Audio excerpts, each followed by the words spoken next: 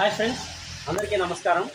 ఇవాళ నేను మీకు టేక్ సోఫాలు 2 సెట్లు వచ్చాయండి. ఈ మా ఓన్ మ్యానుఫ్యాక్చరింగ్, మా సొంత తయారీ. ఇది వెల్వెట్ క్లాత్, అదేవిధంగా ఇది రెగ్జిన్ క్లాత్. ఈ 2 సెట్లు వచ్చాయి. ఇది సోఫా 3 సీటర్ సోఫా. ఈ 2 కుర్చీలు ఉంటాయి. ఈ వెల్వెట్ కుర్చీలు, ఇది రెగ్జిన్ క్లాత్.